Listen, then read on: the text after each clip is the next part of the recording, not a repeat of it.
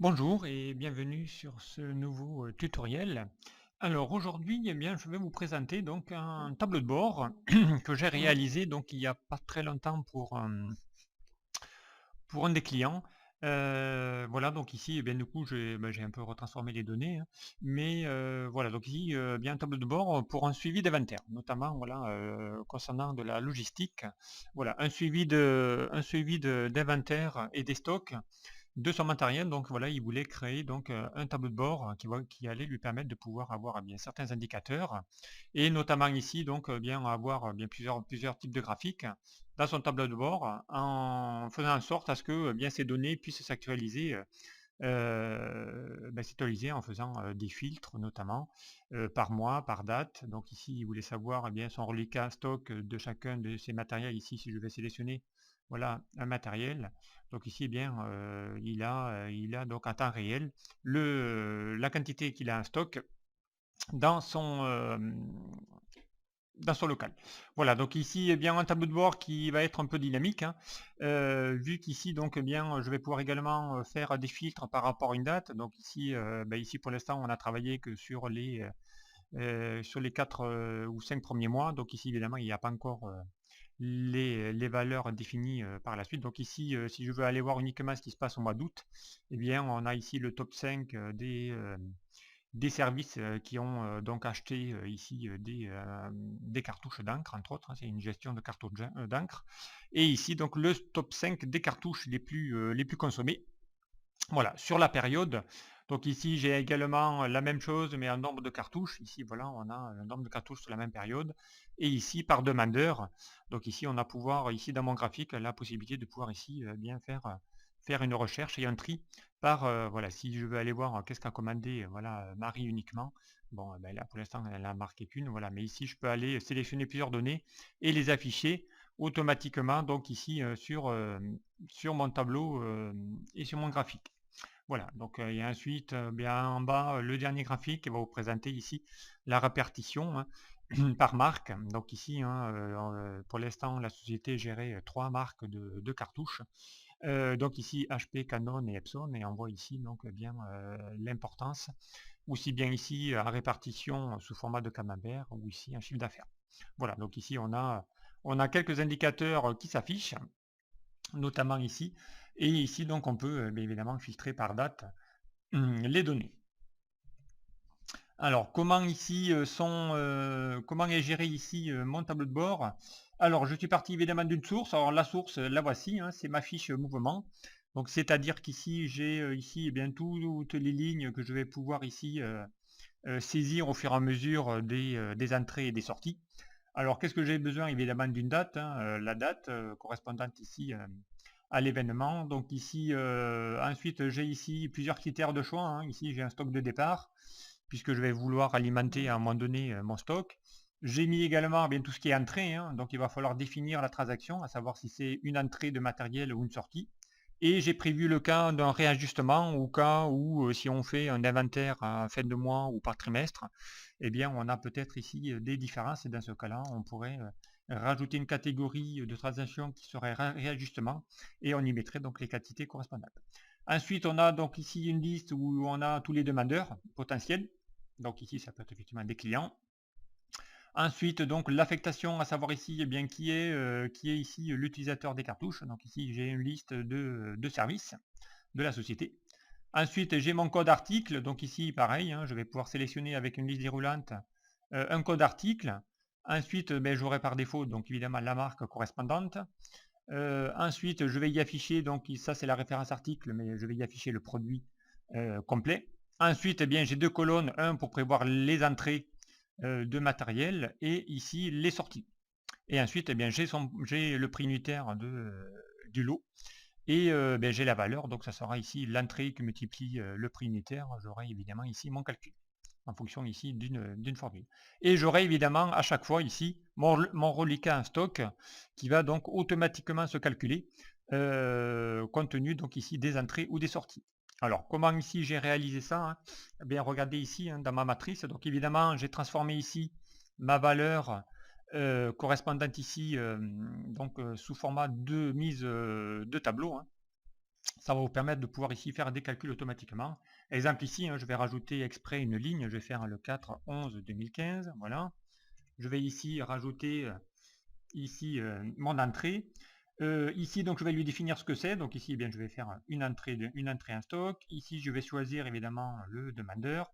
Voilà, on va pouvoir choisir ici le client en question. Ici, rien qu'en sélectionnant la référence de mon produit, ça va automatiquement y afficher le modèle, l'article correspondant. Il ne restera plus qu'ici à mettre, puisque c'est une entrée ici, les quantités. Par exemple, je vais mettre 4, rentrer 4 en stock. Évidemment, ça va automatiquement me calculer ma valeur et évidemment gérer ici mon stock directement. Exemple ici, si je prends ici mon 564 GI, donc alors je vais remonter parce qu'il y en a peut-être un. Alors on va peut-être en prendre un autre. Je vais prendre ici le KVX. Voilà. Donc ici j'en fais 4 correspondant donc ici à mon stock. Donc ici je vais pouvoir ici gérer mes stocks automatiquement. Donc en choisissant ici le type d'infos que j'ai besoin. Voilà, donc ici j'ai mon 690N. Voilà, ici j'avais ici mes 21. La précédente code article donc était celui-ci commandé. J'en avais 21 en stock. J'en ai pas sorti ni rentré depuis. Là, je reprends la même référence. J'en rentre 4 de plus. Donc ici, si je fais évidemment mes 21 plus 4, je tombe bien ici sur mes 25. Donc ici, j'ai la gestion du stock qui va être gérée automatiquement. Voilà, donc ici, bien comment bien ici remplir des données. Alors, pour réaliser ici ce type de saisie automatique, eh bien j'ai besoin ici de créer des listes. Donc j'ai créé une feuille où j'y mets donc ici eh bien, toutes mes listes que j'ai besoin. Donc ici j'y mets mes codes articles, j'y mets évidemment mes marques, mon article complet, ici c'est ma référence, j'ai mon prix unitaire et je mets ici un stock d'alerte. Alors un stock d'alerte qui va être géré. Pourquoi? Eh bien ici, regardez, lorsque je reviens ici dans mon feuille, ma fiche de mouvement, si ici je fais une sortie et non plus ici, par exemple, voilà, j'ai mis un stock d'alerte, je vous rappelle, de 2 pour toutes les quantités. Exemple ici, je vais prendre voilà, il m'en reste 3.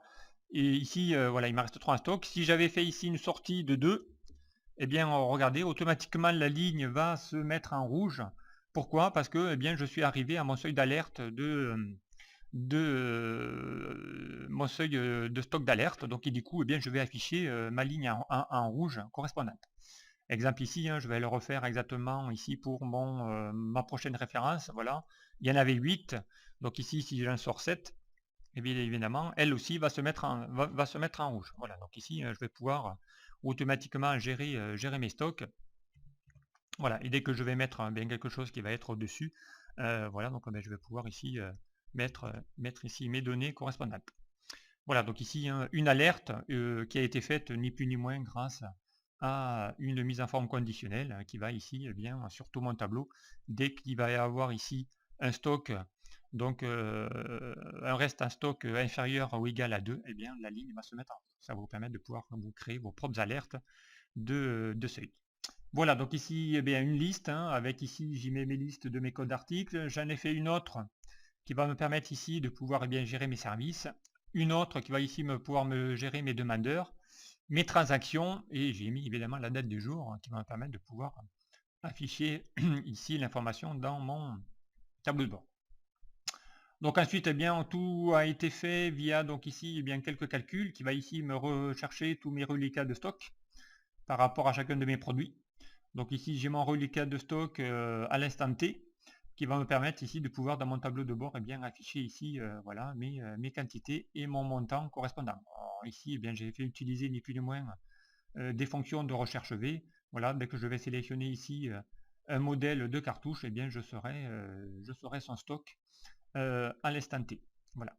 Donc ici, ça va me permettre de pouvoir ici également gérer mes entrées et mes sorties, pour voir combien j'ai rentré au total sur toute l'année en cours, le nombre d'entrées avec leur montant correspondant en cas euros, milliers d'euros, et pareil, les nombres de sorties. Voilà. Et tout ça, donc, eh bien, qui va être automatiquement interactif par rapport ici à mes indicateurs.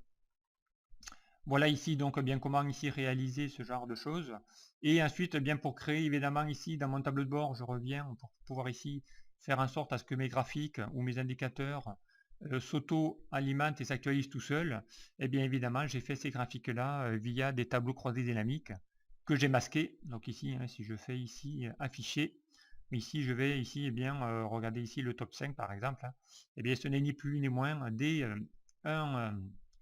un tableau croisé dynamique qui va me permettre de pouvoir ici créer ici des graphiques correspondant à ces TCD et les lier entre eux pour pouvoir ici gérer automatiquement voilà mon graphique.